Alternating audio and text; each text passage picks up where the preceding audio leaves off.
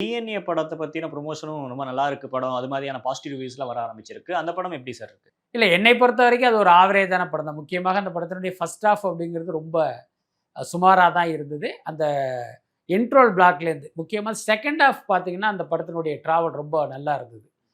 ஒரு சரியா ஒரு இன்னும் சொல்லப்போனா இன்றைக்கு இங்க நடந்துகிட்டு இருக்கிற ஒரு முக்கியமான பிரச்சனையை பேசுகிற ஒரு படம். ஏன்னா இப்ப அரசு மருத்துவமனையில குழந்தைகள் திருடப்படுவதுங்கிறது இங்க தொடர்ந்து நடந்துகிட்டு இருக்கு.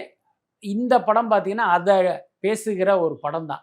ஆனா என்னன்னா, இந்த கருத்து வந்து வெகு மக்களிடம் வந்து இன்னும் பெரிய அளவுல போய் சேர்ந்திருக்கணும். என்னுடைய கருத்து என்னன்னா, அந்த படத்துக்கு அந்த தலைப்பே வந்து ஒரு மிகப்பெரிய தடையாக மாறிடுச்சோ அப்படின்னு தான் நான் நினைக்கிறேன். ஏன்னா டிஎன்ஏங்கிறது அந்த படத்தினுடைய கதையில வந்து ஒரு ஏரியாவுல வருது. ஆனா இவங்க டிஎன்ஏன்னு வச்சது பாருன்னா, திவ்யா அண்ட் ஆனந்த் அதனுடைய சுருக்கமா தான் டிஎன்ஏன்னு வச்சிருக்காங்க. But what ever it is வெகு மக்களுக்கு பார்த்தீங்கன்னா, இந்த டிஎன்ஏங்கிறது ஒரு அந்நியமான ஒரு தலைப்பு. ஸோ அதுவே வந்து அந்த மக்கள்கிட்ட இருந்து இந்த படத்தை வந்து தள்ளி வச்சிருச்சு அப்படின்னு தான் நினைக்கிறேன். அதே நேரம் பெருநகரங்கள்ல அந்த படத்துக்கு வந்து ஒரு நல்ல வரவேற்பு இருக்கிறதா சொல்றாங்க.